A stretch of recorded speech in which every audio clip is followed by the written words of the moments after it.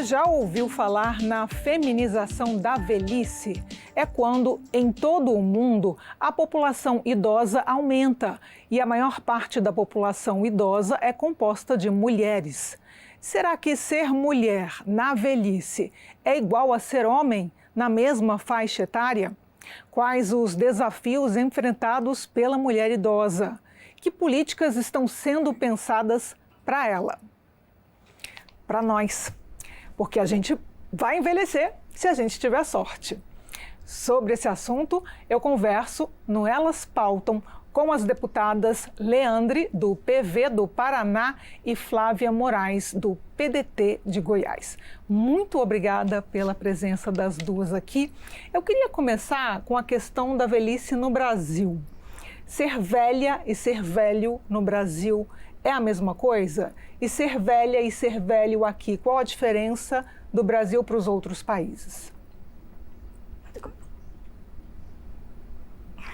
Bom, eu acho que o Brasil ele tem muitos desafios quando o tema é envelhecimento, seja para homens e mulheres. O que a gente percebe é justamente que em tudo aqui no Brasil, e não só na idade mais avançada, para as mulheres existem ainda muito mais obstáculos a serem superados do que para os homens. E não é diferente na velhice, né? Porque a mulher, além dela ser em maior número, ela é quem, durante a vida, ficou dedicada ao cuidado, né? Ao cuidado com a família, ao cuidado com os filhos, é ela que cuida de uma pessoa quando está doente. E o que a gente tem percebido hoje é que são inúmeras mulheres idosas cuidando de idosos, sejam eles homens ou mulheres. E a gente também percebe assim que, à medida que a pessoa envelhece, ela empobrece. Quem dirá a mulher, que é sempre a preterida no mercado de trabalho, é sempre quem tem um histórico de carteira assinada regular menor do que o homem. Tudo isso tem um impacto, com certeza, no momento que talvez a pessoa mais precisa, que é na sua velhice. E a gente sabe que a expectativa de vida ela tem aumentado ao longo do tempo, graças aos avanços, né, científicos, da medicina, da tecnologia. Porém, especificamente aqui no nosso país, eu vejo que a gente está bastante atrasado e também nós temos uma questão cultural aqui ligada à questão das pessoas mais velhas. Infelizmente, as pessoas idosas aqui no Brasil não são tratadas com respeito e com o reconhecimento que elas deveriam ter.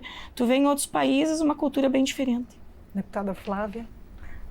Exatamente, nós sabemos, completando o que a deputada Leandre falou, nós sabemos que nós temos aí um número maior de mulheres idosas, né? E a perspectiva de vida de mulheres e homens é diferente, né? Nós temos aí as mulheres com a expectativa de vida maior do que a dos homens, né? 72, 77, 79, então a gente sabe que essa diferença faz com que as mulheres, para além de todos os outros desafios que qualquer idoso tem no nosso país, ela muitas vezes enfrenta a viuvez, né, que é uma questão que realmente abala emocionalmente, traz aí um transtorno em todos os sentidos na vida dessa mulher.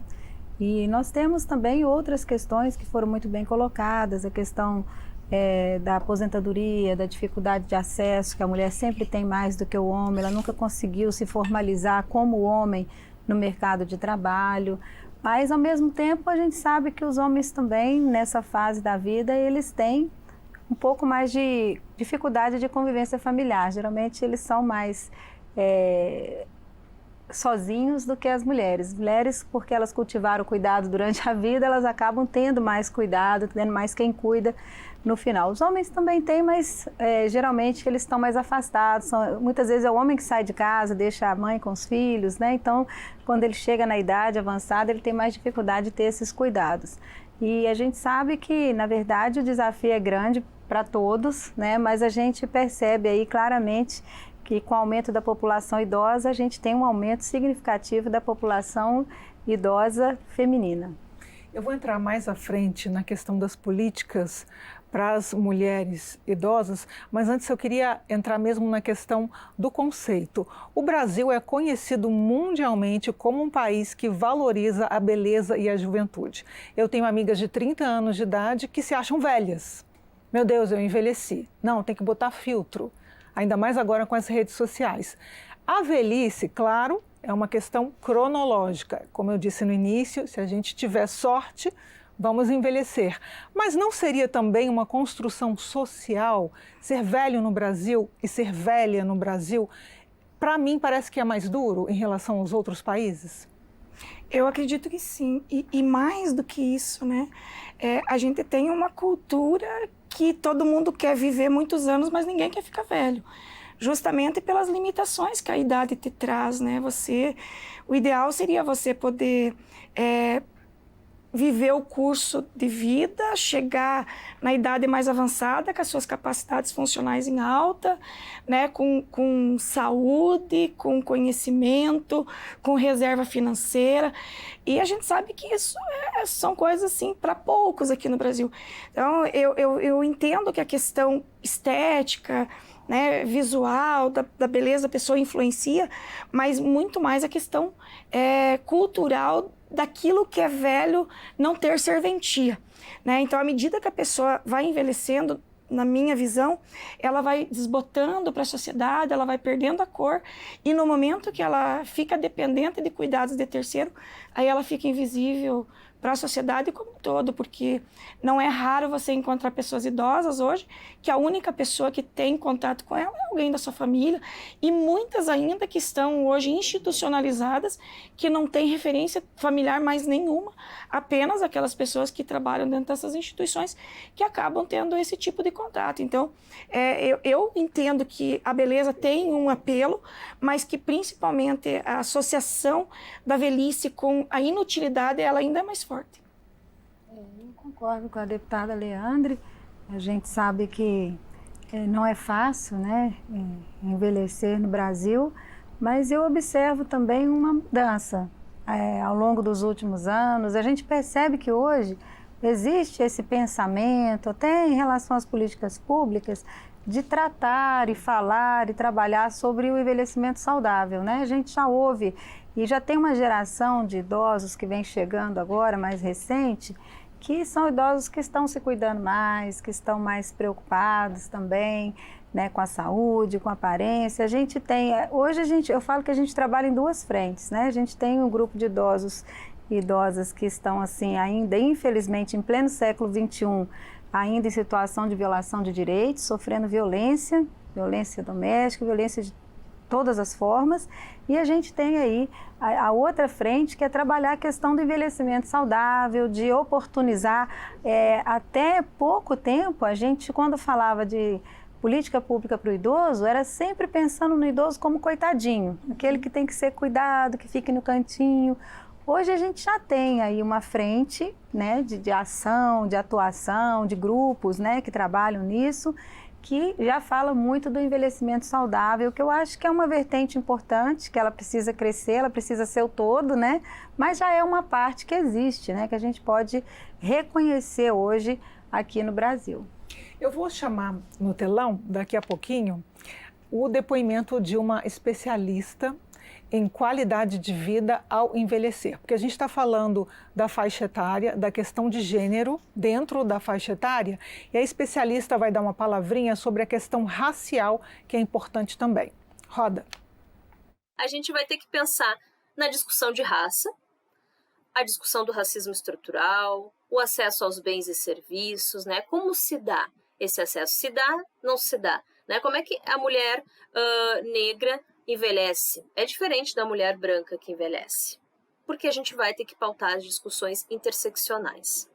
A discussão de gênero, então, é o que a gente está trazendo aqui, muito atrelado a pensar a discussão de gênero atrelado ao envelhecer dessa população feminina. Que condições são essas? Que políticas públicas a gente tem voltada para a discussão de gênero? A discussão importantíssima de classe social. E aí eu deixo algumas perguntas, como vem envelhecendo essa classe trabalhadora, né? Quais as condições, quais os acessos, e eu vou deixar algumas provocações aqui para a gente poder pensar. O território de nascimento, a moradia é extremamente importante. É muito diferente a gente envelhecer no contexto da cidade, comparado a relações e condições do campo, de envelhecer no quilombo, de envelhecer num espaço, num território indígena, e todos os atravessamentos. Então, a gente precisa pautar essa diversidade.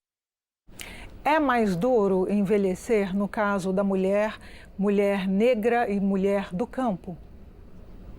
Eu acredito que sim, né? Até porque o Brasil, ele é desafiador pelo seu próprio tamanho, né? A questão das desigualdades regionais. E a gente percebe, assim, que as mulheres negras ou de povos tradicionais, elas têm bem menos oportunidades.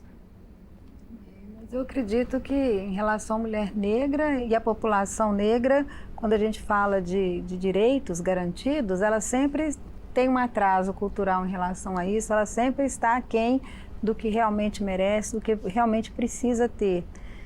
A mulher do campo, a gente acredita que nós estamos vivendo um momento, principalmente agora no pós-pandemia, que a gente começa a observar o retorno das famílias para o campo, né? Não só como trabalhador rural, mas muitas pessoas que têm propriedade rural, que vivem na cidade, estão querendo retornar, né? Então a gente observa também que, na verdade, existe aí, ao mesmo tempo que às vezes dificuldade de algum acesso, uma qualidade de vida melhor, mais tranquila, mais calma, né? Menos correria, menos sufocante. Então a gente tem aí os dois lados em relação à mulher do campo. A Organização Mundial da Saúde instituiu um programa muito curioso, ele se chama Programa Cidade Amigo do Idoso, ou da idosa. A gente vai comentar esse programa aqui e ele existe desde 2005 e agora parece que a cidade de Pato Branco, além de outras cidades no sul do Brasil, foram incluídas? Sim, nós tivemos o conhecimento desse programa após a criação aqui da Comissão de Direitos da Pessoa Idosa na Câmara dos Deputados, e ele só existia em 2 cidades aqui no Brasil, que era Veranópolis e Porto Alegre. E a gente procurou, então, conhecer o programa e tentar trazer ele. O país é um país continental, então eu acho que o dever a gente tem que começar fazendo de casa. E numa conversa com a Organização Mundial da Saúde, a gente propôs, então, certificar o município de Pato Branco, que é uma cidade do meu estado, é minha cidade natal, também como uma cidade amiga da pessoa idosa. E na esteira de Pato Branco, a gente tem mais hoje, no estado do Paraná, 25 cidades, ou certificadas ou em processo de certificação junto com a Organização Mundial da Saúde. Que é o quê? É uma oportunidade que as cidades têm de se preparar para acolher as pessoas à medida que elas envelhecem. Porque ela vai trabalhar, primeiro, um diagnóstico realizado com as pessoas idosas, para que elas identifiquem o que o município precisa, né, atender para que seja amigo para ela, né? E depois o município trabalhar em diversas frentes, porque são ações intersetoriais, né? O envelhecimento é uma política transversal que você precisa atender a questão de saúde, de moradia, de educação, de mobilidade urbana, de inclusão, de cidadania, enfim, aonde o município vai fazer um plano de trabalho de curto, médio e longo prazo, preparando a cidade para enfrentar esses desafios. Então, eu vejo que hoje é um dos programas, no meu ponto de vista, mais qualificados para que a gente possa tentar minimizar, né, num primeiro momento, os impactos do envelhecimento, porque a gente já está nessa transição demográfica aqui no país, mas também fazer uma política de Estado, né, porque o grande problema que a gente enfrenta é a descontinuidade das políticas públicas, que são muitas vezes políticas de governo ao invés de serem políticas de Estado. E é uma grande oportunidade que nós temos aqui no país das cidades estarem vinculadas a um programa internacional que independe do governo que esteja à época, né, ele tem um compromisso junto à Organização Mundial da Saúde e um plano de trabalho para cumprir, pelo menos para 30 anos. Vamos ver no telão o que é uma cidade amigo ou amiga, uma cidade, uma região, amiga ou amigo do idoso ou da idosa. É uma cidade que tem transporte de qualidade, habitação, ou seja, acesso à habitação, participação social, respeito e inclusão social, ou seja, não ao preconceito, participação cívica e emprego, comunicação e informação, apoio comunitário e serviços de saúde, espaços exteriores e edifícios, ou seja, acessibilidade para o idoso, calçadas, quando você desce uma escada, corrimão, banheiros com corrimão. No Brasil, essa é uma realidade? Não, para nós ainda é um grande desafio, né? E eu falo que nós precisamos avançar muito para que a gente possa atender e dar dignidade à população idosa que vem muito crescente aqui no nosso país. Em relação à cidade amiga do idoso, para mim o grande desafio é trabalhar a intersetorialidade. É muito difícil você conseguir colocar várias pastas, né, conversando sobre o idoso. Cada uma puxa para a sua prioridade, puxa para outros assuntos, para as urgências, emergências, e o idoso não é fácil para você conseguir articular essa política pública, tratar como prioridade e definir essas ações, né, e trazer, garantir recurso, execução. Não é fácil, a gente sabe que é um grande desafio. Essa iniciativa da Cidade Amiga do Idoso, com certeza, ela é um passo, ela avança, né? Mas a gente acredita que nós já poderíamos estar mais na frente, né? A gente já poderia ter aí mais consolidada, né? Hoje nós temos aí um dos marcos legais mais completos, né, do mundo, né, que é o Estatuto do Idoso, garante aí muitos direitos. Nosso estatuto, nosso marco legal, ele é muito, garante muitos direitos, é muito empoderado, mas infelizmente muitas questões previstas, direitos previstos, estão ainda só no papel. A gente ainda precisa colocar muita coisa em prática, né? Então, a gente sabe que a gente tem muito trabalho nessa área. Eu acredito que por isso mesmo foi criada a comissão permanente aqui na casa, a iniciativa da deputada Leandre, que hoje é uma comissão que a gente, a princípio as pessoas pensavam, vai ser uma comissão esvaziada. Não, é uma comissão ativa, trabalha muito e até pela própria intersetorialidade. Ela interage com várias outras comissões e sempre que ela leva um tema para outra comissão, as outras comissões acatam e acolhem. Então, a gente percebe que existe já um sentimento da necessidade da consolidação, do avanço dessas políticas públicas, mas nós precisamos fazer muito ainda.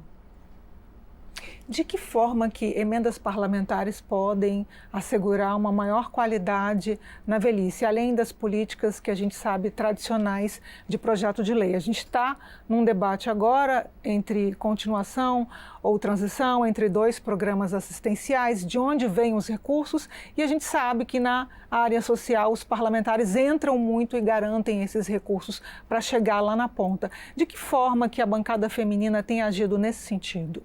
Na área da velhice. Na verdade é o seguinte, as emendas parlamentares, elas representam uma parcela muito pequena do orçamento. Eu não posso pensar em financiar políticas públicas com emendas parlamentares. Eu preciso ter programas, né, dentro do governo que são verdadeiras políticas de Estado com continuidade de investimento. Porque, por exemplo, é desafiador você transformar uma cidade numa cidade amiga do idoso, sem sombra de dúvidas. Mas é bem por isso que, para você poder fazer adesão a esse programa junto à Organização Mundial da Saúde, você precisa de, no mínimo, 3 condições. A primeira é a decisão política. Ela tem que existir por parte do gestor a decisão de querer ser uma cidade amiga do idoso. Segundo, é a capacidade técnica também. Você tem que investir na técnica do programa, na técnica da questão das políticas públicas, na articulação, para que ela possa ter essa intersetorialidade. E investimento. E quando eu falo investimento, é a prioridade das 3 esferas, seja do governo federal, do estado e do município.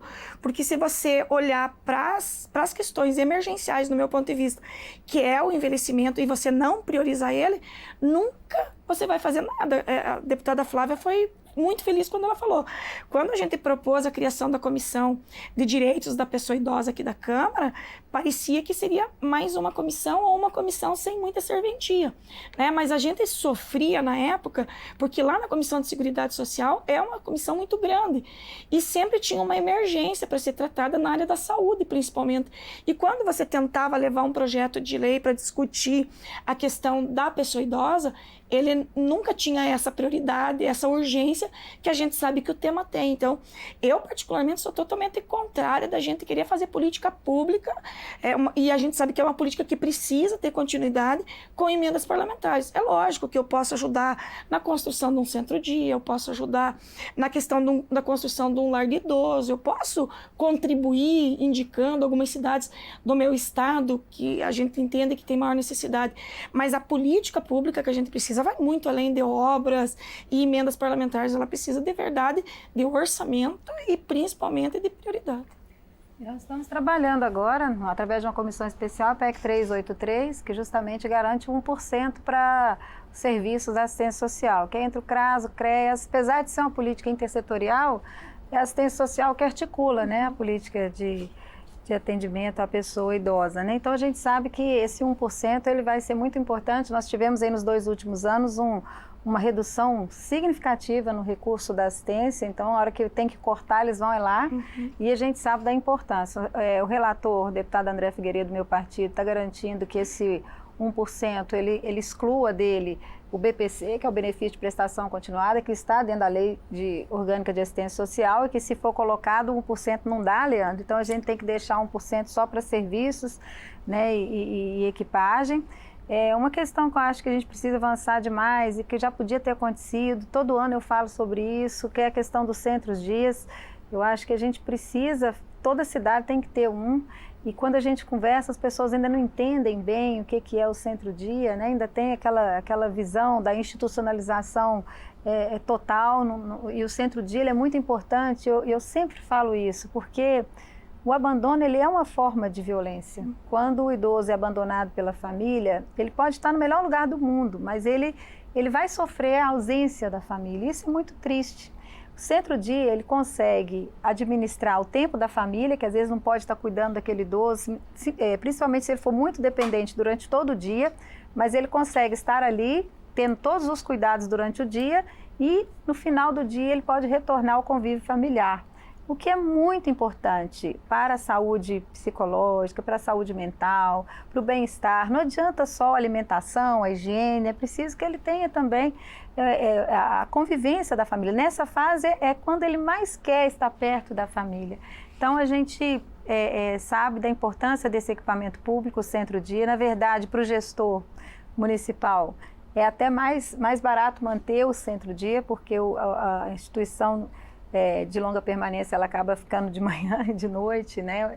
E ela precisa de existir também, precisa ser fortalecida, precisa ter mais recursos, precisa ter mais condições, mas o centro-dia é um equipamento importante que eu acho que pode atender uma parcela da população idosa que ainda tem uma família às vezes sem condições de cuidar, ali porque tem que trabalhar, porque não tem como deixar, mas que poderia ter aí esse apoio do poder público, esse equipamento importante e, ao mesmo tempo, promover para esse idoso a possibilidade da convivência familiar.